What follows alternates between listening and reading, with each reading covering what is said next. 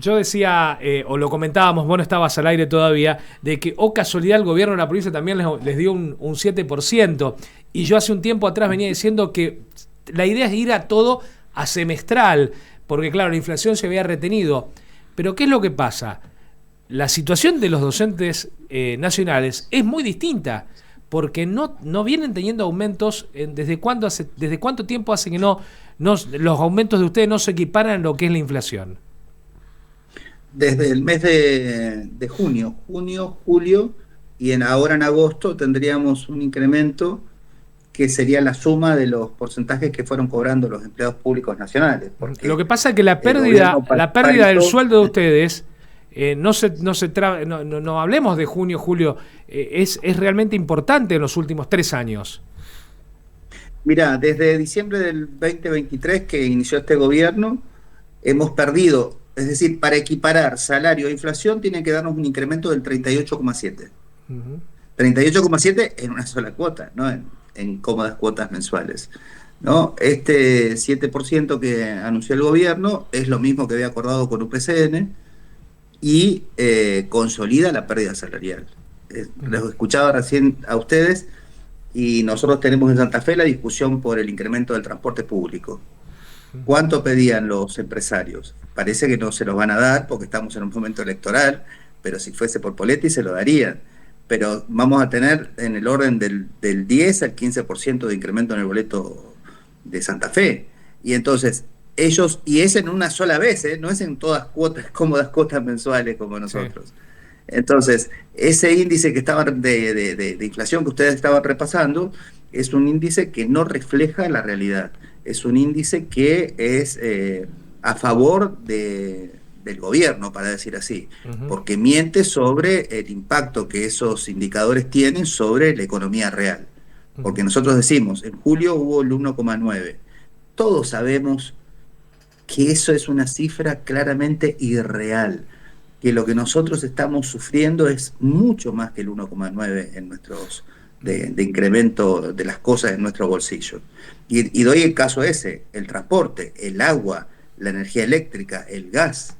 Y entonces estamos teniendo una situación muy compleja y entonces, bueno, el debate político es cómo vamos a sincerar lo que está pasando con la economía, porque nosotros no tenemos el 1,9. Recuerdan ustedes que con Moreno, cuando Moreno conducía la Secretaría de Comercio, que tenía el INDEC a cargo, había índices, congreso, y se elabora. Bueno, ahora debiéramos estar en las mismas condiciones. Sí. Pero acá está todo callado. Ese índice no refleja lo que está pasando en la economía y, insisto, se está discutiendo ustedes deben tener más noticias que yo no estoy ahora en Santa Fe, pero parece que le otorgaron el 10% de incremento a los empresarios, ¿no? Y que se va a sacar de un momento para otro, pero el 10% no es en cuotas, o sí es en cuotas. ¿Ustedes han escuchado que el gobierno le diga, bueno, sí le vamos a pagar en cuotas? No, absolutamente no. Decía, bueno, qué, Moreno, hay que hacer honor a las verdades también. El mismo Moreno que hablaba de que la inflación era una sensación también. Sí, lo que se encuentra acá, perdón, sea el gobierno que sea, digamos, hubo un recorte a los sueldos docentes. Lo que se discute, nosotros batallamos contra Moreno, para decirlo así. Sí. Para agregar lo que vos decías, ahora también. Claro, para agregar lo que vos decías, más allá de la cuestión de Moreno y demás, lo que se le está achacando hace ya mucho tiempo es que el INDEC se basa en una canasta básica del año 2004, donde los servicios están muy subestimados. Entonces, ante una suba general de gasto fijo, de costo fijo, de servicio, de combustibles, etcétera, no se refleja eso en el índice general de precios, y en cambio hay algunas organizaciones que utilizan una encuesta general de hogares realizada en el año 2017-2018, donde expone un poco más verdadera la inflación, y es ahí donde se dispara en algunos meses con un 7-8% de suba general de precios en general, de precios. Entonces, depende la vara que se utilice. A lo que voy, no es que el gobierno mienta, sino que está utilizando una canasta básica que no es la que refleja el patrón de consumo que tenemos hoy. Por eso es que esa es una forma de mentir. Cuando uno mira una realidad que no es más lo que era, eso es una forma bien, digámoslo así, mentir, pero no mentir. Sí, incluso Marco Labaña, que es el titular del INDEC, que viene de la gestión anterior, ya hace 2 años que viene prometiendo cambiar las bases de indexación de los aumentos, y no lo hace todavía, justamente porque todavía conviene que se utilice este tipo de medición. Exactamente, porque nosotros tenemos salarios en pesos, inflación en dólares y aumento de los precios en dólares, aunque no se diga, ¿no? Entonces, bueno, quiero decir, es un componente de este momento, de la discusión político-sindical de este momento, es la relación que hay entre nuestros salarios y el sostenimiento de nuestras economías. Bien. Y nuestras economías no se pueden sostener con estos salarios, ni la de los docentes universitarios, que somos los sectores, el sector peor pago del país en este momento. Nosotros estamos cobrando salarios de menos de lo que cobra un maestro de primer grado, una maestra de primer grado. ¿Me explico? Sí. Y entonces, por supuesto que las maestras de primer grado necesitan cobrar salarios excelentes. No estamos discutiendo, bájenle el sueldo a los maestros. Lo que estamos diciendo es, bueno, tomemos una referencia, porque los maestros y los profesores se forman con nosotros, y los abogados se forman con nosotros, y los médicos se forman con nosotros. Entonces, es un escándalo ahora lo que cobran, por ejemplo, los médicos y las médicas residentes, y cobran más que nosotros, ¿eh? Y se forman con nosotros. Es decir, si no hubiera docentes universitarios que forman a esos cuadros, no habría directamente, ¿no? Entonces estamos hablando de eso, y el debate con el gobierno es en distintos frentes. Por eso decimos, si aceptáramos lo del INDEC, incluso sabiendo que esa es una cifra que no mide la realidad económica que atravesamos, la pérdida salarial nuestra es enorme. Es enorme, ¿por qué? Porque la economía real está lejos de ese índice que el gobierno, con el que el gobierno miente descaradamente. De la misma manera que miente descaradamente que ha bajado la pobreza en Argentina, ¿no? Entonces, nosotros, mire, ¿cómo va a bajar la pobreza en Argentina si nosotros tenemos salarios por debajo de la línea de la pobreza? Entonces, si los trabajadores, el grueso de los trabajadores, cobramos salarios por debajo de la línea de la pobreza, es imposible que baje la pobreza. Pero el gobierno, insisto, dice que ha bajado la pobreza. Claramente, flagrantemente, es una mentira, ¿no? Entonces, y así entonces nosotros arrastramos problemas serios. Nosotros, además, como docentes universitarios, somos el único sector docente que no recibimos el boleto educativo de la provincia. Lo reciben estudiantes universitarios, lo reciben docentes preuniversitarios. Los docentes universitarios no tenemos boleto educativo. Entonces, para poner lo que pasa, tampoco tenemos nosotros la cuestión de la obra social. Fíjense que alguien que cobra un salario de los más bajos, un trabajador como yo soy un docente que tiene ya 36 años de antigüedad y un cargo exclusivo, entonces aporto el 4% de mi salario total a la obra social. Quien cobra menos aporta el 18% de su sueldo a la obra social. O sea, aporta más de obra social de jubilación. Yo aporto el 4% a la obra social y el 13% a la jubilación. Y quien cobra el salario más bajo aporta el 13% a la jubilación y el 16 y el 18% a la obra social. Entonces, fíjese el escándalo que está pasando. Y entonces son formas que a veces de afuera no se ven, pero ese es el daño que está produciendo el gobierno con la docencia universitaria. ¿Y cuál es el daño? Que cualquiera que se recibe, porque para ser docente universitario primero tenés que haberte graduado, ¿no? Vos te graduás y ahí empieza tu carrera y después tenés que seguir haciendo formación de posgrado, generalmente. Entonces, a los 25, 26 años te graduás. Y entonces decís, bueno, ¿cuánto están cobrando mis docentes para ver si yo me dedico, si me va a alcanzar ese salario para hacerme cargo de la actividad económica que yo voy a tener? Es decir, mantenerme a mí, a mi familia, armar un proyecto de familia. Bueno, no te alcanza. Entonces la gente está cortando las vocaciones académicas. Nadie quiere sumarse a la actividad académica porque eso dice, bueno, a ver, a los 40 años, ¿cómo voy a estar? Y a los 40 años estás en pésimas condiciones. Entonces, ¿quién va a querer eso? Y el daño que está produciendo el gobierno sobre la universidad es eso, cortar el ingreso de los nuevos cuadros a la actividad académica. Y entonces se va a dar, o se empezó a dar, ¿no? Que estamos, los que somos viejos, ya me quedan 6 años para jubilarme, o sea que después de 36, más o menos a los 42 años de 42, 45 años de aportes, me voy a jubilar. Y no me van a reemplazar, ¿me entiendes? Entonces, no me van a reemplazar porque los más jóvenes no están incrementando, no están ascendiendo sus cargos, y los más jóvenes no están ingresando. Entonces, bueno, el daño que se está produciendo es fatal. Y entonces, el año pasado el gobierno quería directamente no mandar plata para que no pagaran la luz y la universidad se cierre sin más. Esa discusión el gobierno la perdió en la calle. Las grandes movilizaciones han producido que el gobierno revierta eso. Pero lo que no revirtió es la política de liquidar la universidad. ¿Y ahora cómo la liquida? Afectando los salarios docentes y afectando las becas estudiantiles. Porque una universidad puede definirse de muchas maneras. Ahora, no hay una universidad sin docentes que produzcan conocimiento de frontera y enseñen, y sin estudiantes que aprendan. Y tanto los docentes como los estudiantes estamos siendo blanco de un ataque perpetuo por parte del gobierno, con salarios, con escarnios y acusaciones de que nosotros hacemos adoctrinamiento, y con acusaciones a los estudiantes de que no están inscriptos, que tienen formas truchas de estar en la universidad, que no rinden, que esto, ¿no? Entonces, bueno, eso es lo que está pasando con la universidad.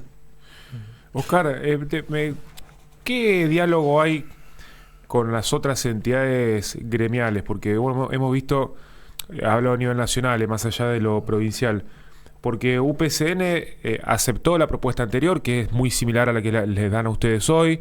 En Entre Ríos vimos que en la cuestión provincial ATE y UPCN han aceptado aumentos hasta con sumas no remunerativas.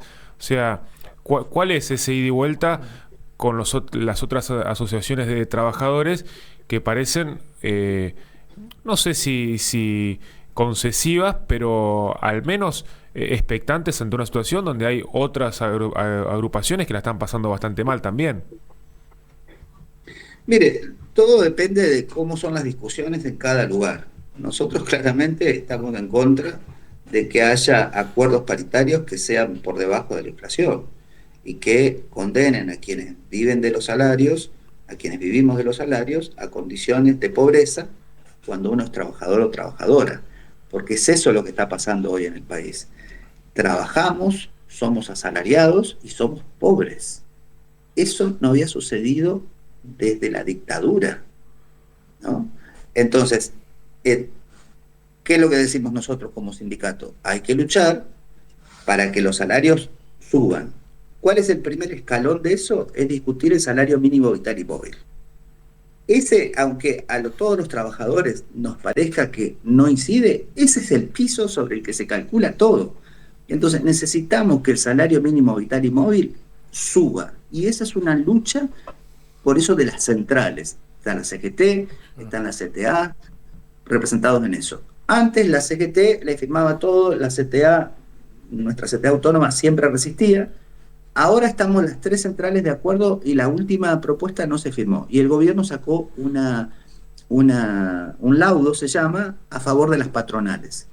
Y entonces también hay que decir esto, las patronales están aplicando, y el gobierno es el gobierno de las patronales, están aplicando las políticas que el gobierno quiere, ¿se entiende? Entonces, esa es una discusión política. Hay que claramente poner en la perspectiva de que son las patronales las responsables de que el salario mínimo vital y móvil en la Argentina garantice salarios casi de indigencia. Ya no de pobreza, salarios de indigencia a alguien que trabaja 40 horas semanales. Entonces, bueno, ¿y cómo va a ser la discusión? Y es una discusión tensa. Ahora, por lo que sé, para poner la situación de Santa Fe, yo no soy un docente provincial, nunca trabajé en otro espacio educativo que no sea la universidad, entonces no sé cuál será la discusión, pero ahora Puyaro les ofreció este 7%. Y hay una discusión seguramente, eso es insuficiente, pero cuando se declara la insuficiencia, ¿cómo se va a hacer frente a luchar para que mejore la oferta? Si el gobierno te está descontando los días de paro, si te aplica presentismo, si te aplica un escarnio público, bueno, ¿cómo lo vas a hacer? ¿Me explico? Entonces, la discusión depende de esas bases. Yo no conozco en detalle lo de Entre Ríos, pero los compañeros dicen, miren, más vale pájaro en mano que 100 volando, supongo. Nosotros en la universidad tenemos una tradición de luchar hasta las últimas para no aceptar cifras en negro y para llamados de mala manera en negro, o sea, bonos no remunerativos y no bonificables, y para que todo lo que se aumente vaya al básico. Eso es lo que nosotros decimos, porque si va al básico, mejora el aporte de la obra social y mejora las jubilaciones. Esa es nuestra visión. Sí. Y trabajamos mucho en ese sentido y tenemos tensiones con todos los sectores, ¿no? Pero, insisto, ahora el gobierno nos dio, además de ese, nos obligó, nos impuso ese incremento. Y un bono de 25.000 pesos. Imagínense lo que significan 25.000 pesos para un trabajador. Un trabajador que tiene dedicación exclusiva. Pero la mayoría de los docentes universitarios tienen dedicaciones simples. O sea que van a cobrar 6.250 pesos de bono. Es un insulto. ¿Me explico? Entonces el bono, el ministerio hace una propaganda, le aumentamos los salarios. Eso no es aumentar los salarios, eso es consolidar la pérdida del salario. Entonces, estamos en esa discusión nosotros, conversamos con todos los sindicatos, pero después depende de las lógicas de conversación de cada sector en cómo se llega a eso, ¿no? Nosotros en este momento tenemos solamente cifras que no son bonificables, se llama garantía salarial. Y es esa diferencia que yo comenté. Como un maestro de grado cobra más que un docente universitario, entonces, mientras persista esa diferencia, se paga lo que se llama garantía salarial, que es ese dinero que se te da en el bolsillo para que vos equipares al salario mínimo, ¿se entiende? Y eso no está en el básico, porque eso va, a medida que va aumentando el salario de universitarias y universitarios, esa garantía empieza a ser menor. Imagínese, usted cobra 80 pesos, el maestro de grado cobra 100, entonces pagan 20. El mes que viene vos aumentaste a 85, entonces en lugar de 20 te pagan 15, y así, se va bajando esa garantía.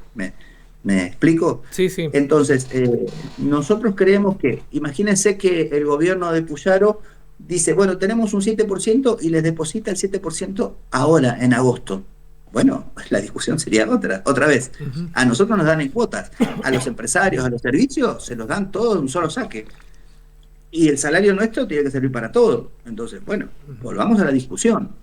El gobierno, a los docentes de la provincia no son, los docentes de la provincia no es en una cuota, es en cuota ese 7. Por eso digo, si nos quieren el 7, dennos el 7 en una sola cuota. Yo cuando comparé, pero a los docentes se los ofrece hasta noviembre, ¿no? Creo, claro. Si mal no entendí. Sí, hasta noviembre. Sí. A mí, claro, por eso digo, 7% hasta noviembre, pero es inaceptable, pero no sé cómo va a resolver eso, porque la aceptación, hay como una especie de encerrona, a nosotros mismos nos ha pasado eso, porque uno dice, yo no acepto, y si no acepto tengo que ir a un plan que sostenga esa no aceptación. Y entonces en la provincia el gobierno ha logrado con estos descuentos que la gente vaya igual a trabajar, con toda la rabia, con toda el fervor del rechazo, pero van a trabajar porque si vos estás viviendo al día y te descuentan 80.000, 100.000 pesos, te liquidan, porque no tenés manera de reponer esa plata en tu salario. ¿Me explico? Entonces, no es que los docentes estén de acuerdo con la propuesta, es que si el gobierno hace de manera ilegítima, ilegal, descontarte, entonces te perjudica, y entonces vos haces un paro para mejoras salariales, y el gobierno además cuando te descuenta, me contaba un compañero que le descuentan un día de paro con 3 horas. Ese día solo daba 3 horas de clase. Y le descontaron 120.000 pesos por 3 horas. Cuando se las pagan, le pagan 70. Y por eso, bueno, digamos, es un tema que venimos siguiendo de cerca, y está bueno ver todas las aristas en este sentido. Me queda una última pregunta, para no usar más de tu tiempo, tiene que ver, y ahora en más, ¿cómo se sigue? Mire, nosotros ante el anuncio que hizo el gobierno ayer, que nos acusa incluso de que nosotros queríamos que gane Massa, qué sé yo, el delirio del gobierno, pero que hace una operación mediática. Nosotros vamos a sostener las medidas de fuerza que habíamos establecido. Bien. Lo primero que nosotros necesitamos es una reunión paritaria para que el gobierno y los sindicatos se sienten a negociar salarios y condiciones de trabajo. El gobierno, en lugar de hacerlo, nos manda por un comunicado, ni siquiera está la resolución, el acto formal. Por un comunicado nos dicen que nos van a pagar eso y nos critican, etcétera. Y hablan de un bono de 25.000 pesos. Ni siquiera sabemos cómo llegaron a esas cifras. En cambio, los compañeros no docentes que están paritando tienen ahí la cifra de lo que van a pagar. Nosotros ni siquiera sabemos qué es lo que quiere decir el gobierno con lo que dijo, en términos de números concretos, ¿no? Entonces, nosotros decimos, vamos a seguir con el paro. Los paros nuestros están pensados hasta la primera semana de septiembre. El 1 y 2 de septiembre nosotros hacemos paro y después pensamos que hay que hacer la marcha universitaria.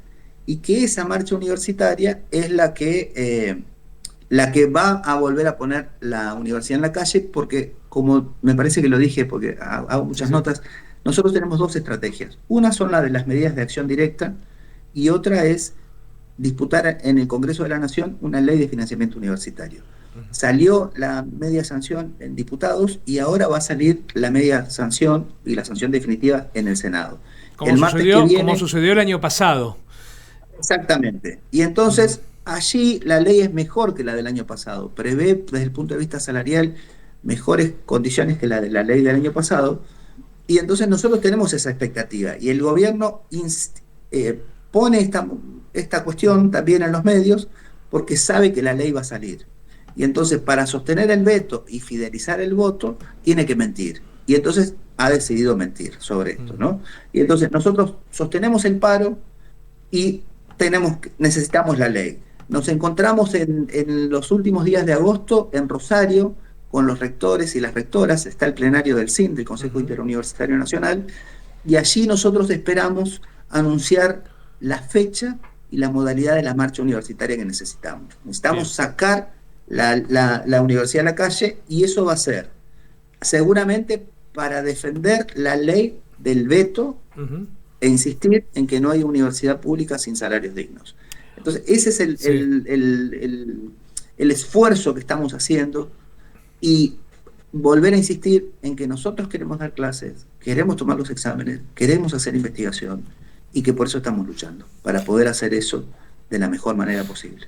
Oscar, como siempre, un gusto charlar con vos. Te dejo un abrazo grande. Gracias a ustedes. Un abrazo grande. Hasta luego. Hasta luego. Oscar Vallejo, secretario general de ADUL. Bueno, el gobierno anunció un aumento del salario para los docentes y no docentes universitarios del 7,5. Y acá me parece que estuvo interesante, un poquito